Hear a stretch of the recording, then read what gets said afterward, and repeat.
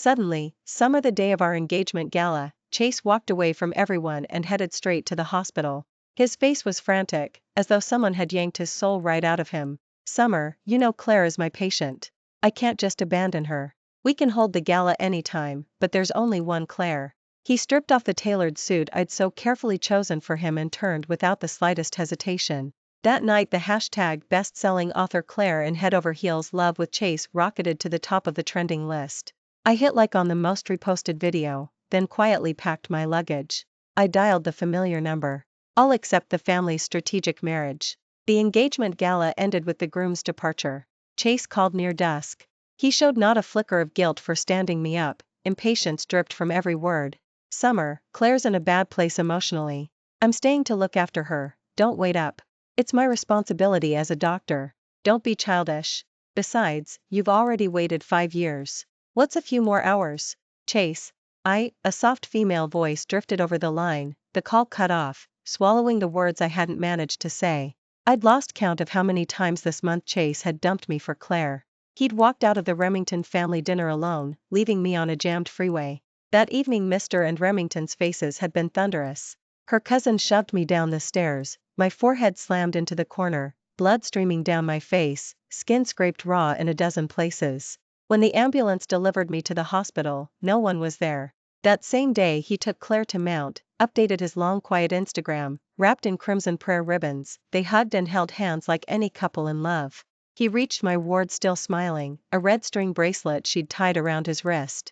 The words he spoke were ice. Summer, could you quit making trouble for me? Are you a pig? Miss a step and land yourself in hospital, how disgusting. Every memory rushed in, each one screaming that he did not love me. I needed my temples, heart splitting into pieces. For 5 years I'd bowed to him, and he'd soaked it up, draining my love again and again. I opened my phone to book a flight to Southport, but my finger slipped onto Weibo. There at the summit of the hot list was today's missing leading man. In the photo he wore that pale blue shirt, an arm around her shoulders, grinning at the camera. The backdrop was the riverside lookout everyone posted from, 3 hours away in Eastbrook. Caption, he isn't a fictional hero, he is my leading man. The post exploded with reposts, the comment section awash in blessings. OMG, people always said Claire based her novels on real life, so the male lead really exists. What divine love, the novelist and her hero. It all lines up, childhood sweethearts, medicine chosen for love, reunion after years apart, life imitates fiction. I scrolled for ages, then, possessed by some demon, searched Claire's published book. It chronicled everything, how Chase gave up the family empire to practice cardiothoracic surgery for her heart condition, how he cut class, started fights, crossed the city for wonton soup. He'd taken me to that same dumpling joint, tucked down an alley yet he knew every turn. My chest ached, stubbornly I read the story again and again. I'd never realized Chase could love so fiercely, never knew he swallowed anti-allergy pills to raise the golden retriever fat and happy for Claire. He's allergic to dog hair. When I begged for one he only sneered, filthy things, what's to like, and let it drop. Ironic, I spent 5 years at his side, fending off his family, helping him chase his dream, supporting him from intern to the renowned Remington. I gave up launching my own couture studio, left Southport after 20 years to build a life with him in Eastbrook. Yet Claire merely stood there, and won. When Chase finally came home, Liquo R clung to him, his shirt collar crooked, a lipstick stain stamped there like a claim. It felt as though someone had flung iced water over my heart. Summer, Claire fancies wontons from the place on Southport's south side, go pick some up for her. She hates scallions and cilantro, make sure they're pork, nothing else. You know her address. He rattled on, once I would have screamed at him. Now it felt pointless. I'd coveted something never mine, time to let go. Chase, we're done. He froze as if he'd misheard, face darkening. Summer, quit the drama. The gala flopped, big deal. Must you throw a tantrum? Claire is only my patient. Stop being paranoid. Besides, we grew up together. If we were meant to be, there'd never have been room for you. Where did you go today? He frowned, yanked open another button.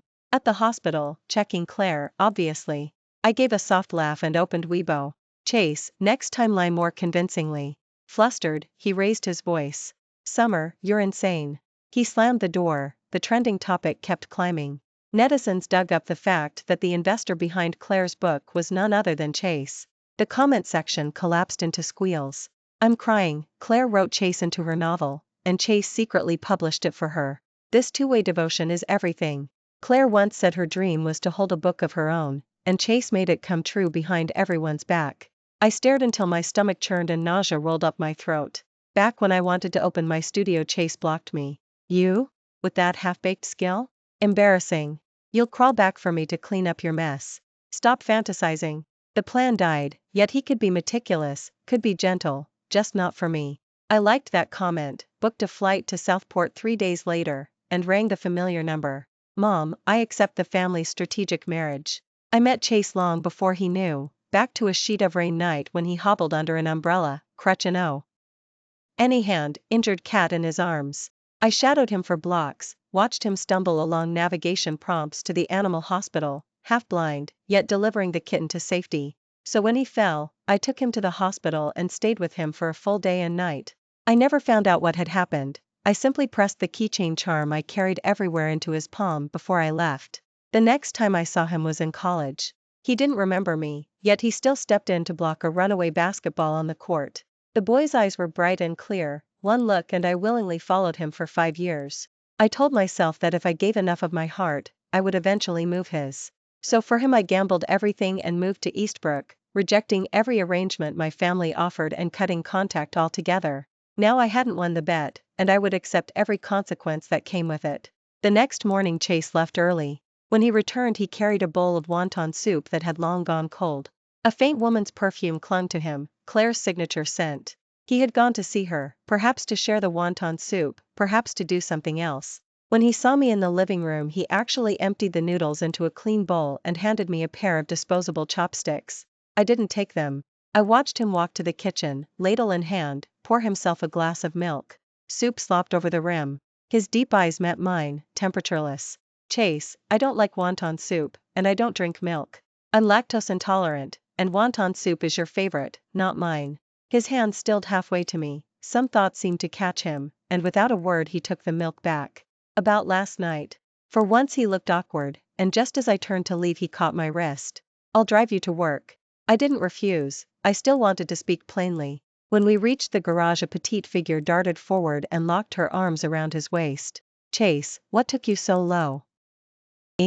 Chase glanced at me and awkwardly peeled Claire's arms away. She only smirked and slid straight into the passenger seat. Let's go, we're going to be late. Chase lifted his eyes to me, starting to explain, but I cut him off. The ride was silent. He allowed Claire to plaster stickers across his dashboard, then produced snacks from her bag. He had never let me eat in his car, claiming the smell lingered. One night I worked late and bought a couple of ears of corn from a street vendor. He'd flown into a rage, shoved me out of the car in moving traffic, and left me choking on cold wind. It wasn't that he made no exceptions, it was that I wasn't the exception. As we neared my company Claire paused, lollipop in mouth. Chase, you promised to take me to the amusement park today. Where are we going? I'm dropping Summer at work first. Claire gave a small hum and offered me a lollipop with a smile. No, thank you. I kept my eyes closed in the back seat. Summer, are you mad? I didn't know yesterday was your engagement gala. I'm sorry. Don't be angry, Summer, it's all my fault. Before I could answer she pressed a hand to her chest, tears glittering. Her act was clumsy, but Chase swallowed it whole. Summer, you know Claire's heart is weak, she can't take stress. Why provoke her? Can't you stop throwing tantrums at a sick person? At the red light he pulled over, question after question. I hadn't said a word, yet he pinned every fault on me. Rain filmed the window, dulling the glass, and I lost every ounce of strength. I realized I'd never really known him, my love had cast a halo over his head. Now the light had dimmed, and I saw exactly what sort of man I'd adored. Once more he abandoned me at the curb, speeding away with Claire in the opposite direction. I submitted my resignation letter, packed my luggage, left every gift he'd ever given me, and dropped the couture gown I'd chosen so carefully into the trash. My phone rang, an unknown number. Summer, Chase is wasted. Can you come get him? I started to refuse, then the sound of shattering glass cut through. He's hurt, please hurry. Some impulse pulled me to the address. The moment I pushed the door I heard laughter inside. Chase's voice rang out, perfectly sober. I told you Summer would show. All that breakup talk? Just her drama. She's so in love she'll come running the second I crook a finger. I listened till he finished, then let the fury that had pooled for years spill over. Chase, is toying with me that amusing? Again and again, you don't get tired, but I'm exhausted. I closed my eyes. When I opened them, he saw naked anger. Chase, we're done. Never again, not in this lifetime. Panic flickered across his face, he hadn't expected me so soon. Wine sloshed from his glass, soaking the carpet. Thrown off balance, he raised his voice. Summer, do you even hear yourself? Walk out now and one day you'll be on your knees, but I won't even glance back. I stepped into the corridor, his frantic face shrank behind me. Fine, break up. Give it a few days and you'll be begging me. I swapped my SIM, blocked every account, and headed to the airport. Southport hadn't changed, it looked exactly as it had the day I left. Victor and Eleanor were waiting in the living room. The instant they saw me, their eyes reddened. Time had barely touched them, yet I read the weariness and longing in their gaze. Back then I'd left without listening, now guilt choked me. Mom folded me into her arms, her usually calm voice trembling. Our summer must have suffered so much out there. Her warmth broke the dam, memories flooded in and tears came hard. Mom, I'm sorry. I agreed to the strategic marriage. Eleanor's judgment had always been ruthless. Chase somehow got my new number. It rang while I was on my way to meet Seb. Summer, apologize now and I'll forgive you. Even Claire will. Stop calling. I'm getting married. I heard his phone hit the floor, then an incredulous roar. Impossible, Summer's bluffy. Playing hard to get. I ended the call, bored by his tantrum. When I reached the restaurant, Seb was already seated, posture impeccable. He wore a bespoke suit, every inch the man favored by the gods, more striking than any photograph. Summer, nice to meet you. I'm Sebastian. He placed a resume in front of me as though he were a candidate applying for a job. I was a little dazed, and listened as he went on. Vance, I know your family pushed you to come today, mine did the same to me. This is everything about me. I hope you'll take a look. I opened the resume. It ran to 5 or 6 pages, from career holdings and real estate down to tastes and life events. It felt like a diary that had been edited and condensed. A purely procedural gesture, yet I could taste sincerity between the lines. Later we struck an agreement. Because of our families, our paths began to cross more often. I sank every dime I had into opening a fashion studio. Sebastian dropped by now and then, quietly becoming a client. He steered new customers my way and, whenever he traveled, brought back odd little gifts that felt chosen just for me. It was as if he had a camera hidden in my room, I teased. He smiled, leaned in, and said, learning Vance's preferences is the only shot I have at winning her heart. Someone as exceptional as you, if another man swept you away, what would I do? It was only banter, yet every time he said it the words sounded weighted with feeling. He never stinted on praise. He was the perfect friend, and promised to be the perfect lover. One day a short circuit set the studio on fire. Trapped in thick smoke, I saw him burst in wrapped in a soaked blanket, scoop me into his arms, and carry me out ahead of everyone, all the way to the hospital. Disinfectant filled the air. When I woke, he was asleep at my bedside, stood still on his face, wearing the same clothes. I suddenly remembered another fever, my throat so raw I could barely speak, my body limp. I had tried to reach CHASE to ask where he kept the medicine. I dialed again and again. On the 5th try he answered, irritable. Noise from a bar clattered behind him. Chase's voice was hoarse, annoyance dripping through every word. Summer, I'm not your private physician. If you're sick, go to a hospital, stop bothering me. I'm busy. Could you just act your age? His teenage rasp still echoed, scraping my nerves. Some things, once you have a comparison, turn even crueler in hindsight. When Sebastian woke and met my tear-blurred eyes, he panicked. Why are you crying? Are you hurt? I'll get a doctor. I caught his hand and shook my head. He helped me rebuild the studio, and when the dust settled, he invited me on a trip. We finally visited Amber, long overdue. Winter there was so pristine it felt chiseled by the hand of God. An icicle fell and struck me. As people scattered, he walked against the tide, eyes locked on me. Does it hurt? In his pupils I saw my reflection, and nothing else. I answered a different question. Sebastian, marry me? He helped me up, dazed. After a long beat I heard him ask, Summer, are you absolutely sure? I nodded, hugging him in the swirling snow. Yes. I'm sure. Our engagement gala was arranged in no time, and the studio rocketed to fame overnight when a spokesperson stepped out in my claret couture gown. On the eve of the gala, Chase arrived with Claire, demanding to see the designer. He had come to Southport for Claire's signing tour a month away and was determined to commission me. I refused. He wouldn't take no for an answer, returning again and again to test my resolve. Sebastian walked in wearing the tailored suit I had created for him. Chase stared at the logo on the lapel, eyes narrowing. He blocked Sebastian's way upstairs. What exactly is your relationship with Summer? Sebastian flicked a glance at him, straightened a cuff, and countered, what do you think, Remington? This suit was custom designed by Summer, my outfit for the engagement gala. See? Hayes had once owned something similar, tossed aside like trash, yet seeing it on another man twisted his gut. He lunged to strip the jacket off and caught sight of me on the stairs. Summer, what is he to you? You've gone this far just to spite me? Tell me. His eyes were bloodshot. If I didn't know him I'd swear he was devastated.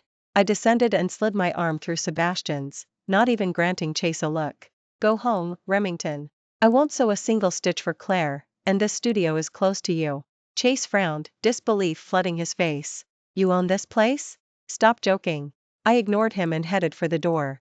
He seized my wrist. Summer, you still haven't answered, what is he to you? You knew I was coming and staged this to provoke me, right? When I stayed silent he floundered, and in the struggle Sebastian's keychain charm slipped from his pocket and landed at Chase's feet. I had hand-crocheted that little bear for Sebastian, I never expected him to carry it everywhere. Chase scooped it up first, staring as if shocked by electricity, trembling. Words tumbled out, fractured. Where did you get this? It's clearly. He shook his head, knuckles white around the charm, wire-cutting skin, blood beating unnoticed. No, impossible. It was Claire, had to be Claire. He spun toward me, desperate for an explanation. Then I remembered, the first time we met, I had given him an identical charm. Chase, we're over. He clutched me like a madman until Sebastian shoved him away and sent a fist cracking into his left cheek. Summer, answer me, how do you have this charm? Before I could speak Sebastian snatched it back and pushed Chase to the floor. Summer wove this for me, of course she has it. Chase kept shaking his head, mumbling, impossible. I glanced at Claire in the doorway, expressionless. Chase, if you're not afraid Claire's old illness will flare up, keep making your scene. He turned mechanically and met Claire's brimming tears. Chase, I'm scared. As if waking from a dream, his arms went limp. The farce ended with his departure. He still couldn't abandon Claire. Sebastian's grip on my hand was iron, the blood-flecked charm stayed in his fist, never to be released. I took the charm from him, his eyes clouded with hurt. Summer, are you having second thoughts? I know who he is, and I know what you once shared. Say he was testing me, say he was doing it on purpose. Today he had worn the little keychain charm where I could see it, because all he wanted was an answer that would let his heart rest. I tossed the charm straight into the trash, meeting his uneasy eyes. It's filthy now. If you still like that sort of thing, I'll get you a prettier one later. He pulled me into his arms, laughing like a little kid. Our engagement gala took place right on schedule. He walked toward me in a midnight blue tailored suit. We officially moved in together, and the more days we shared, the more I felt I'd stumbled upon a treasure. That night Sebastian and I drank far too much. Riding the high of the wine he talked, and when emotion ran deepest he only kissed me and held me, never once stepping past the line. He said he had hidden stacks of photos in the study, pictures of the girl he'd loved for years. My heart lurched. I suddenly remembered the photographs I'd accidentally seen there not long before. In them a bright, lovely girl smiled, every shot taken from a flattering angle someone had hunted for with real care. I knew the face. Her name was Summer. Sebastian, I do. He froze for a second, then tightened his arms around me. He bent to kiss me, brushing again and again over the tear mole at the corner of my eye.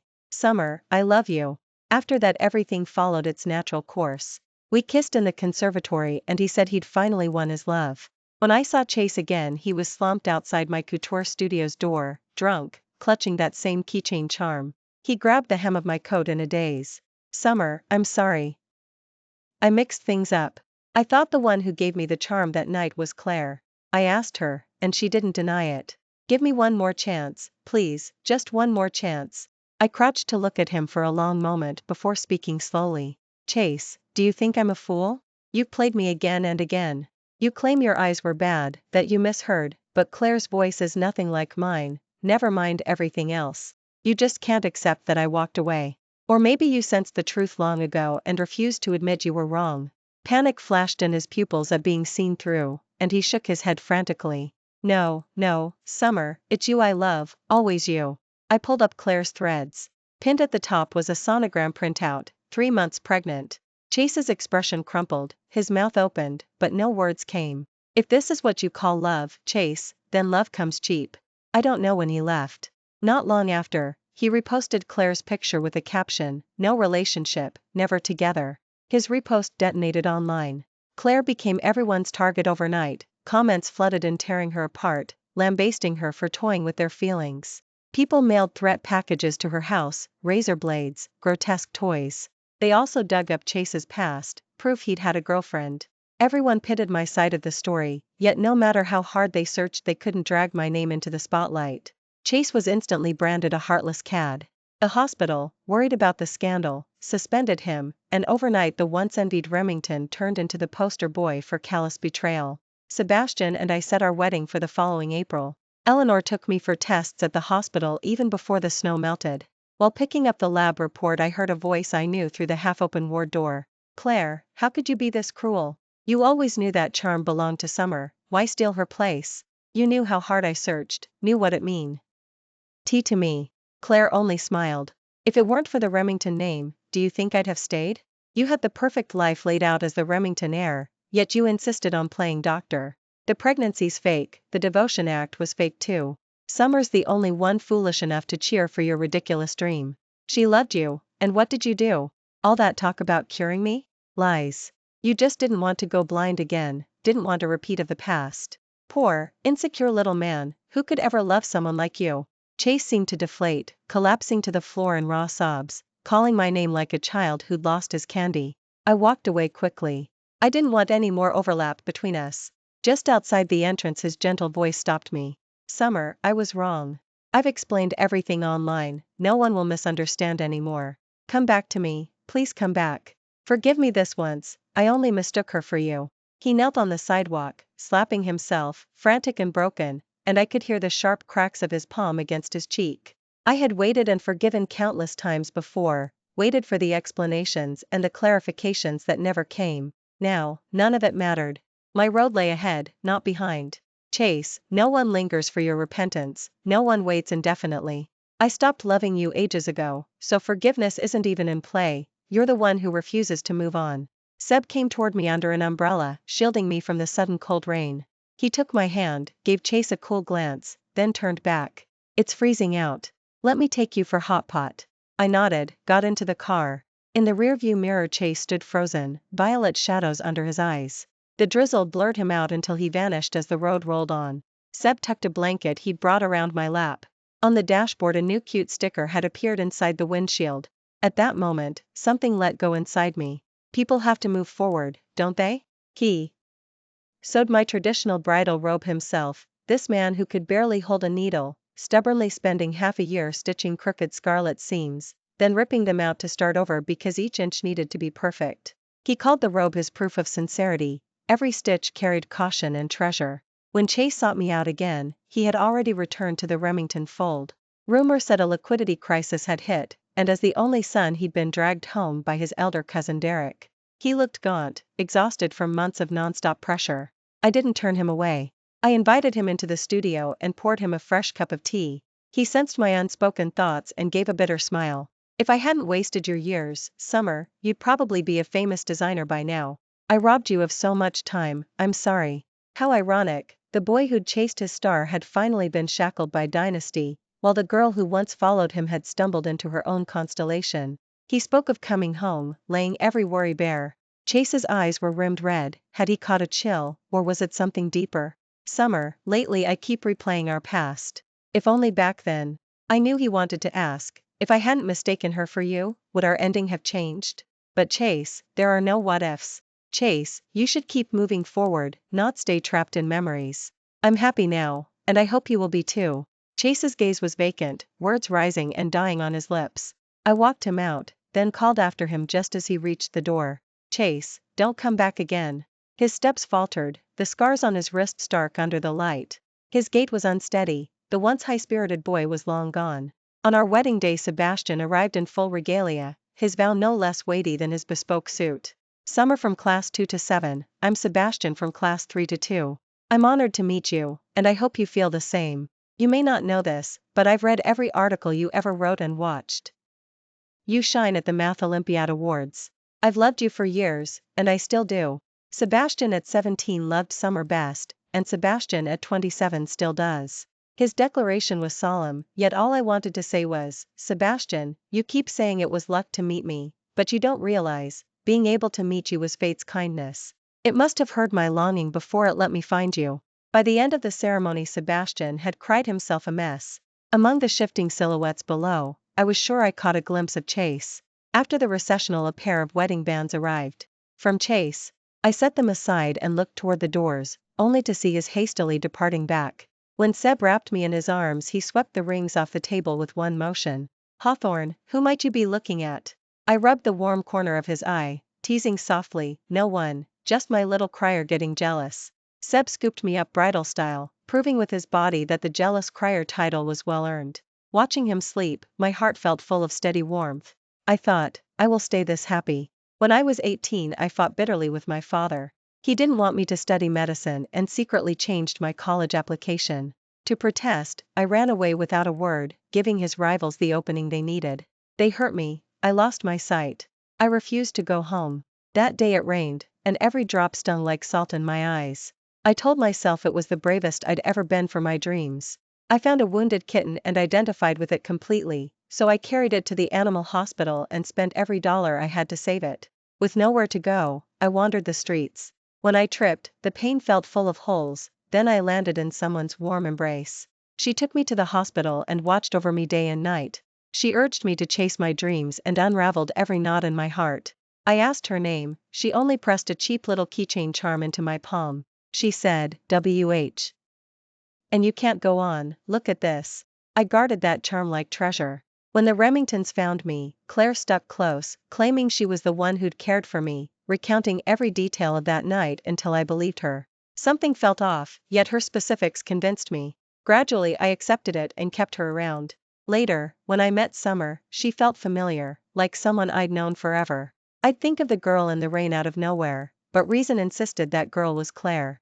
Summer was dazzling, bright, warm, a small sun that barreled into my life.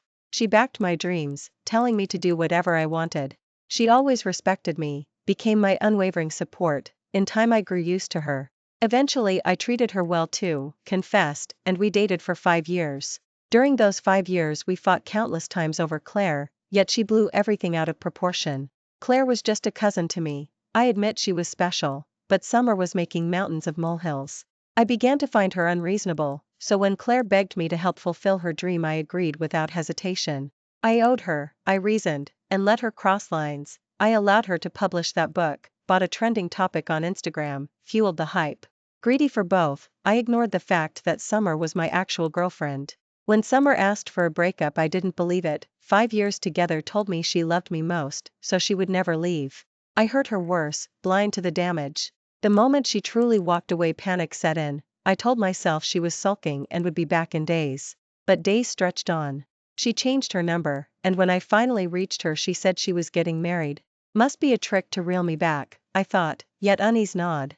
Drunk one night, I slept with Claire. So when Claire wanted a couture gown in Southport for her signing event, I agreed at once. How could the atelier be Summer's? Worse, the man beside her introduced himself as her fiancé. Jealousy flared red.